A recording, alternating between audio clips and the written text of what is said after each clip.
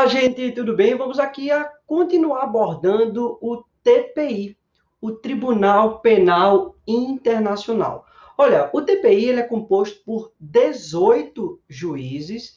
Esses 18 juízes vão trabalhar, atuar por 9 anos, é o período do mandato deles, e eles não podem ser reeleitos, tá? O Tribunal Penal Internacional, ele é autônomo, ele é independente, tá?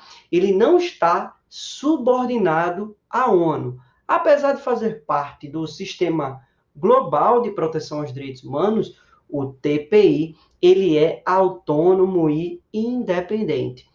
O TPI, ele tem uma relação de cooperação com a ONU. Então, os organismos da ONU vão atuar em cooperação com o TPI, mas isso não significa subordinação, tudo bem? O TPI ele só vai atuar quando o país ele não der conta de processar e julgar aquele indivíduo que cometeu crime de guerra, crime de agressão, crime de genocídio ou crime contra a humanidade.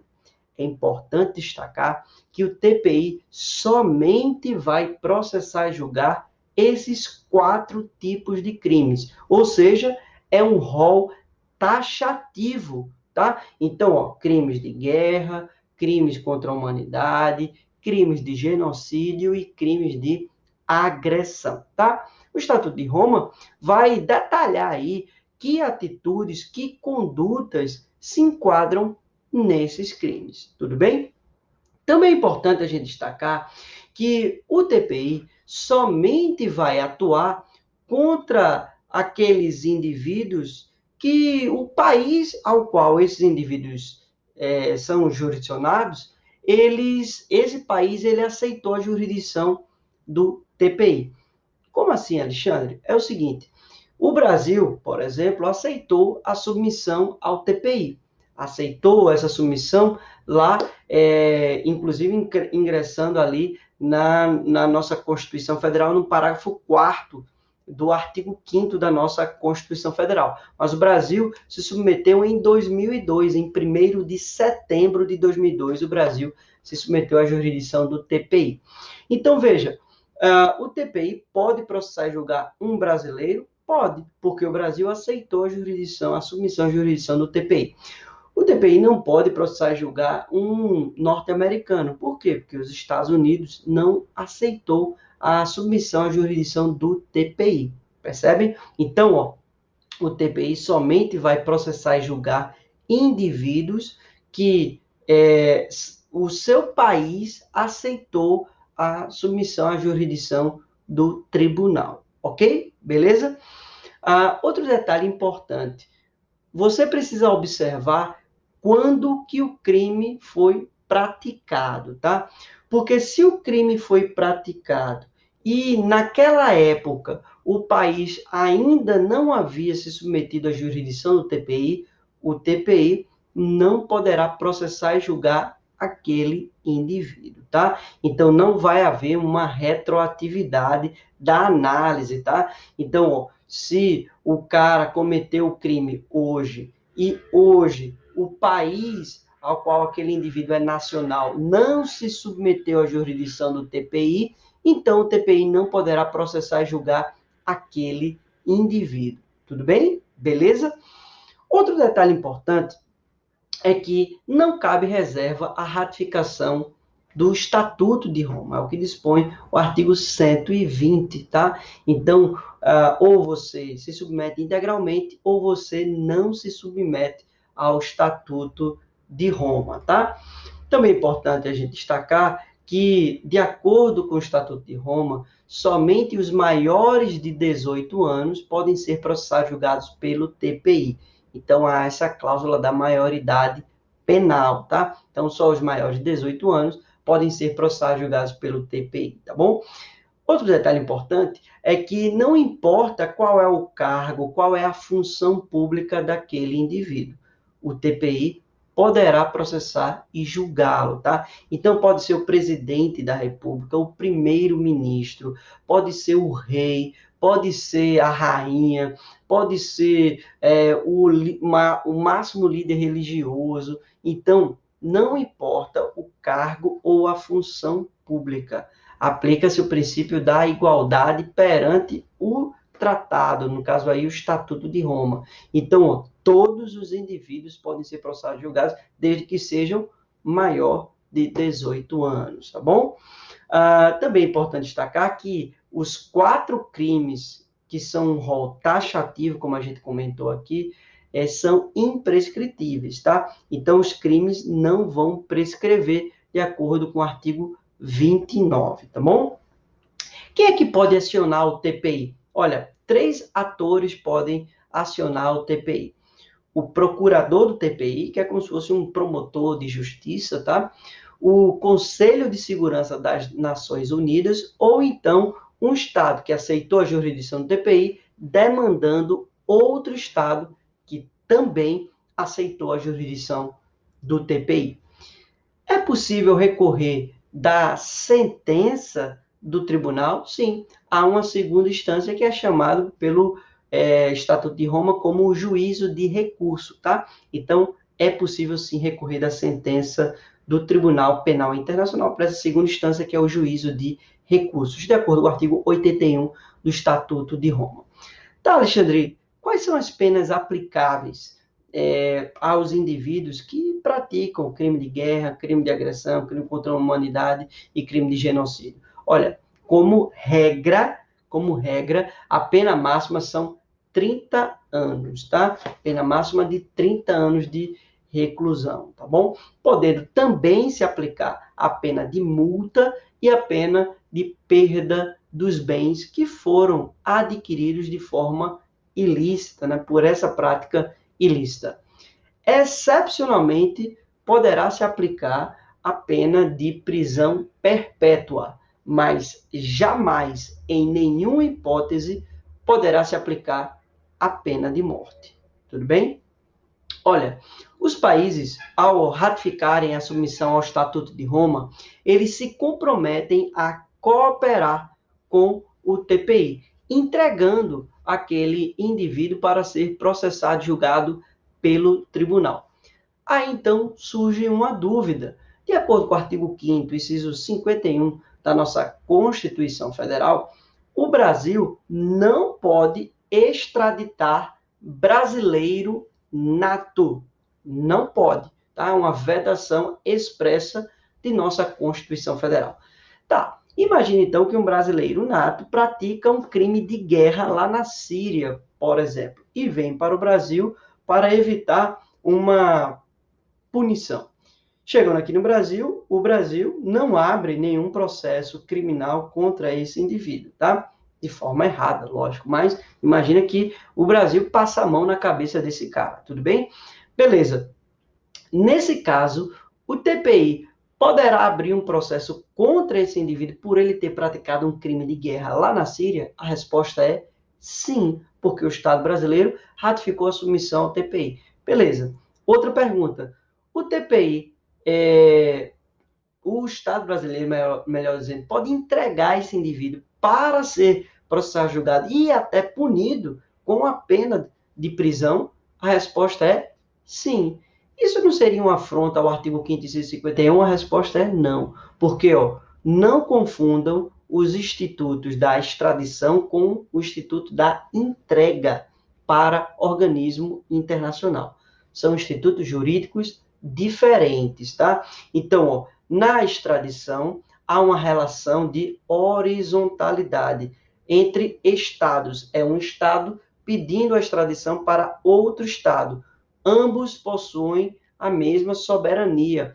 Um não está submetido hierarquicamente ao outro, tudo bem? Então, na extradição, se faz necessário aí, inclusive o pedido de extradição, passar pela análise do STJ e tal, né?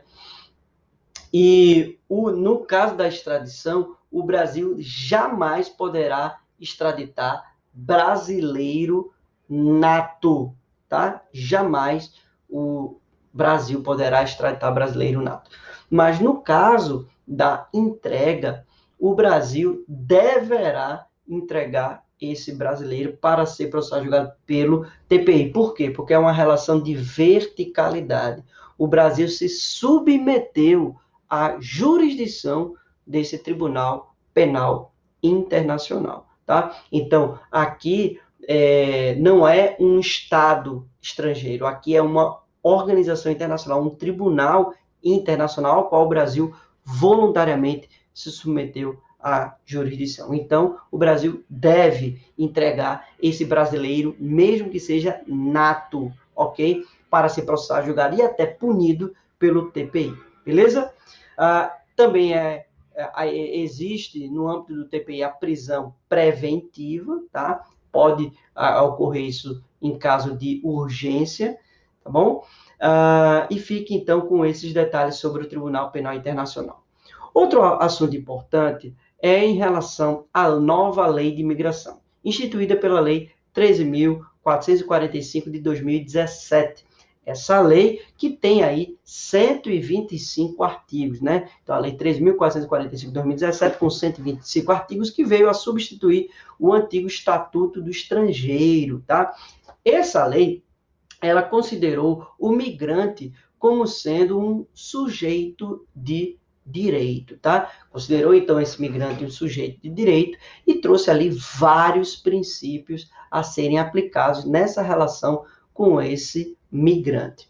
A que, então, a lei se destina, Alexandre? Ela se destina ao emigrante, ao imigrante, ao visitante e ao apátrida. Alexandre, qual é a diferença entre esses indivíduos? Olha, o imigrante é aquele estrangeiro, aquele cara de outro país, que vem para o Brasil de forma temporária ou definitiva. Emigrante com E é o brasileiro que sai do país, né? É um indivíduo que sai aqui do país, vai para outros países de forma temporária ou definitiva.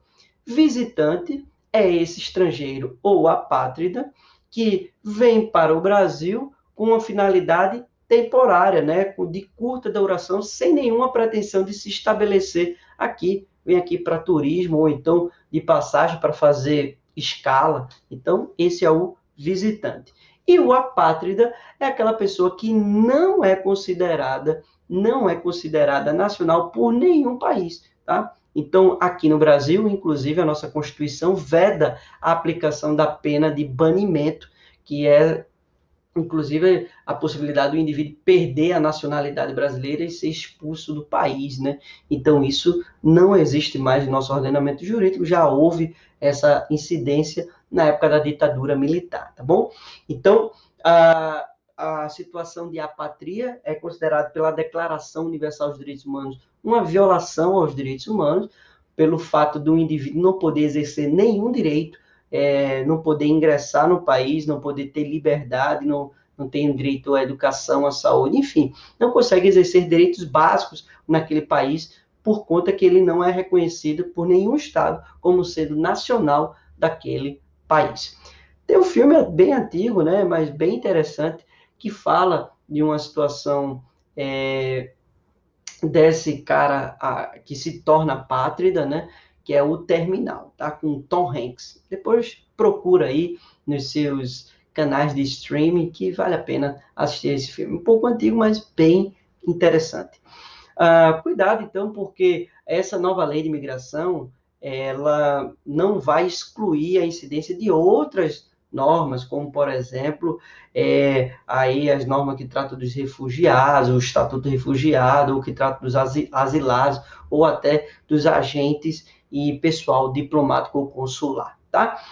O artigo 3º, ele vai trazer vários princípios, eu dou destaque aqui a 3 princípios super importantes, que são da não criminalização da migração. Isso é super relevante, esse princípio, porque você não pode considerar um migrante um criminoso, tá? O Brasil tem um histórico de acolhimento dessas pessoas que fogem do país de origem, ou então que vêm para cá para constituir família, ou então para fazer negócio. Então, o Brasil tem um histórico muito grande de acolhimento desses estrangeiros. Tanto é que a gente tem aqui uma comunidade grande de libaneses, de japoneses, de alemães, entre outras nacionalidades, italianos, portugueses, enfim. Né? O Brasil tem um histórico muito grande de acolher todos esses estrangeiros. Então, esse é um princípio muito importante, não criminalizar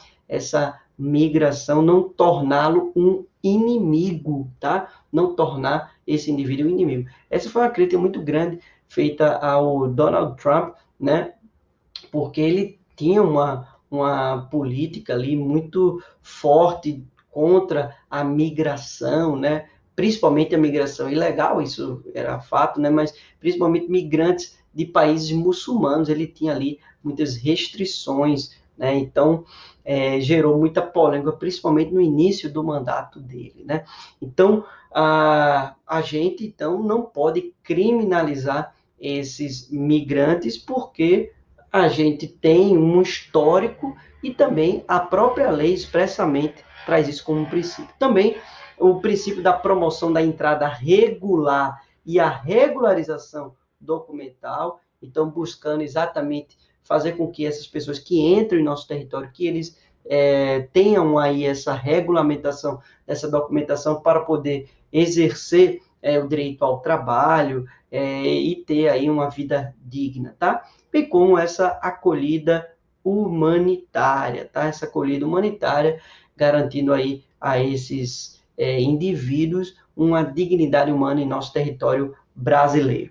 Importante destacar que esse imigrante, ele vai ter aí os direitos civis, econômicos, sociais, culturais, ambientais, protegidos pela norma, tá? Mas observem que a lei não garante aí os direitos políticos. Cuidado, então, com essa pegadinha de prova.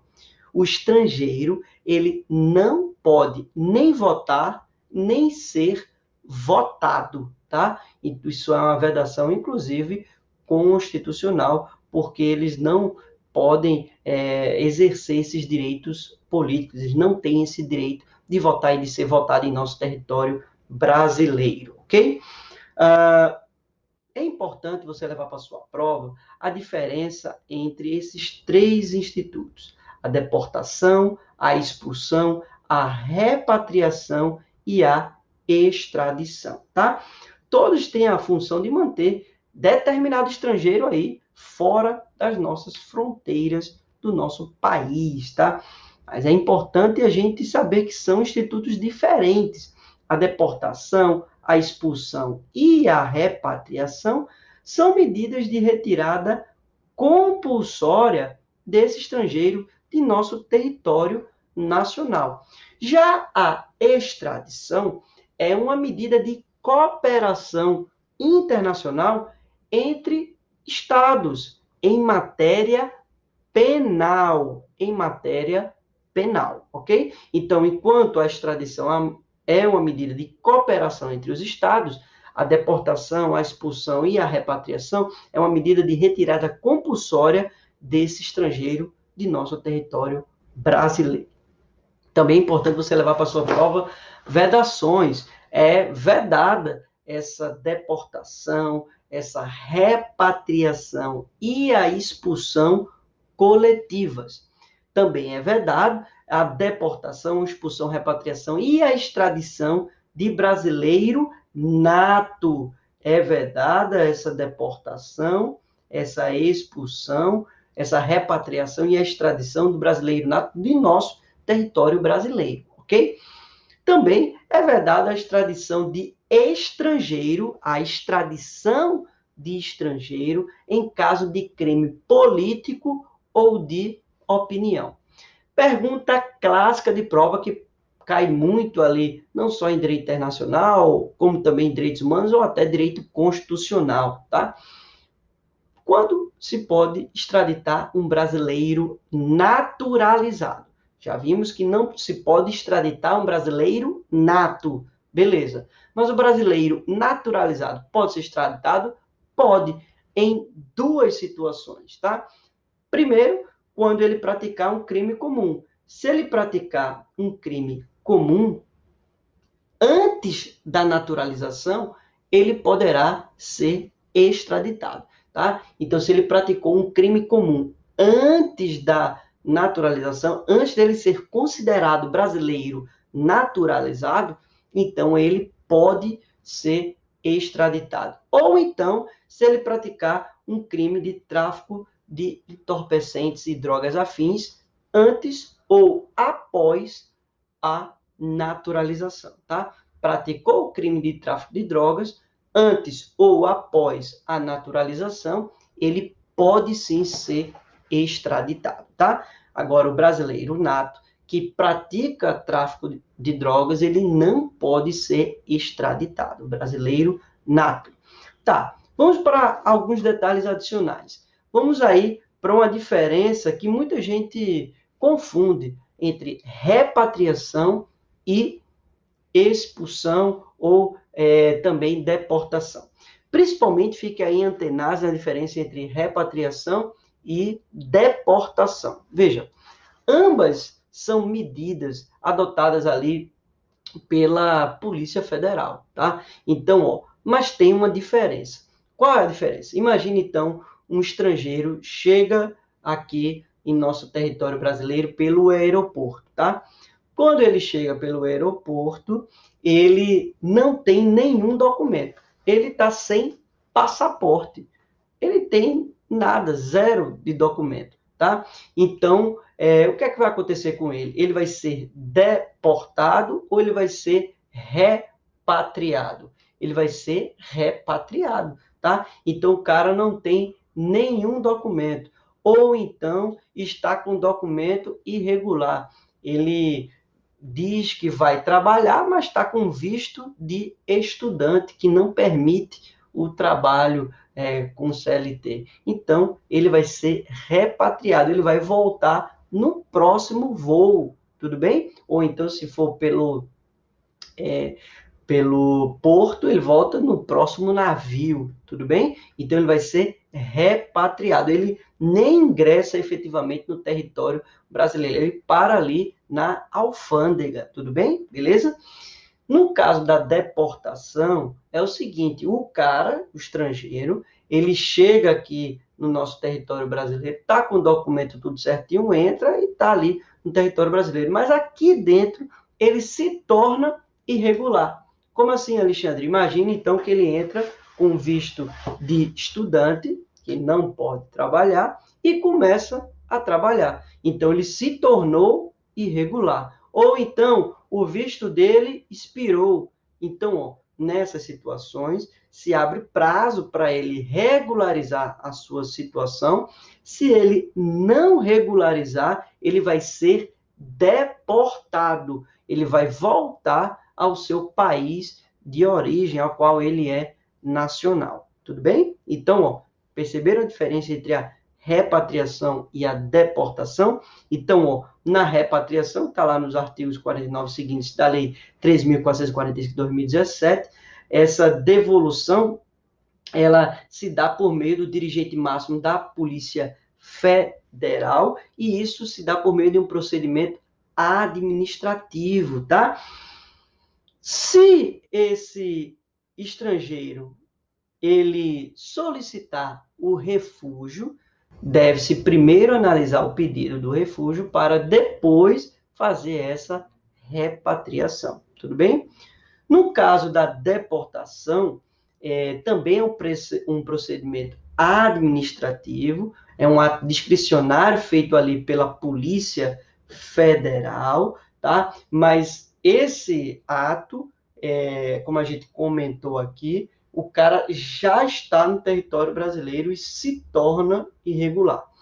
Observem que quando o cara é deportado, isso não impede de ele voltar novamente ao Brasil, desde que ele esteja regularizado. Tudo bem? E enquanto se dá o prazo para ele regularizar a sua situação, ele ainda pode ali circular livremente pelo território brasileiro, tá? No mínimo, se abre um prazo ali de 60 dias para ele regularizar a sua situação. E caso haja decisão de deportação, cabe recurso com efeito suspensivo. A expulsão é diferente, a expulsão é uma sanção, tá? Para o cara que comete crime, tá? Para esse estrangeiro que comete crime, a expulsão traz como consequência um impedimento de reingresso no nosso território brasileiro, mas esse impedimento é por prazo determinado, tá? Pela autoridade judiciária brasileira. A determinação de expulsão se dá, então, por meio do poder judiciário, enquanto que a repatriação e a deportação é por ato administrativo ali da Polícia Federal. Na expulsão é por meio de decisão do poder judiciário, tá? Nessa expulsão, ela vai se aplicar, então, por meio de sentença transitada em julgado, quando o cara é condenado pela prática de crime de genocídio, agressão, crime contra a humanidade e crime de guerra, ou seja, são crimes ali lançados no Estatuto de Roma, ou então quando ele pratica ali um crime comum doloso, não é na modalidade culposa, tá? Crime comum doloso, passível de pena privativa de liberdade, tá? Então, se for um crime doloso, passível somente de pena de multa, não cabe a expulsão. Tem que ser um crime doloso, passível de pena privativa de liberdade. Tudo bem? É verdade, como a gente comentou aí, a expulsão de brasileiro nato. Não confunda, então, com a extradição, que a gente já viu que é essa cooperação internacional, tá? Nessa extradição, essa extradição só vai ocorrer quando o cara tiver praticado um crime. A extradição é só para processos criminais, não se aplicando, então, para processos cíveis ou trabalhistas, tá? Então, é só para processos criminais, quando o cara teve uma condenação criminal definitiva, ou então para a instrução de um processo penal que esteja em curso, tá?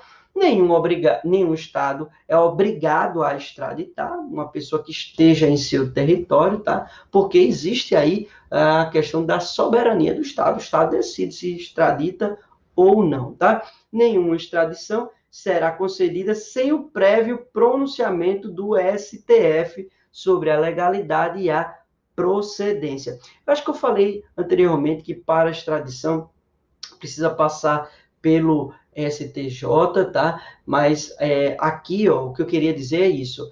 Precisa passar pelo pronunciamento do STF. Então, peço perdão quando eu comentei ali que era o STJ. Na verdade, precisa passar pelo STF para que ele analise a legalidade e a procedência, tá bom? Nenhuma extradição pode ser aplicada para crime político ou crime de opinião, tá bom? Beleza?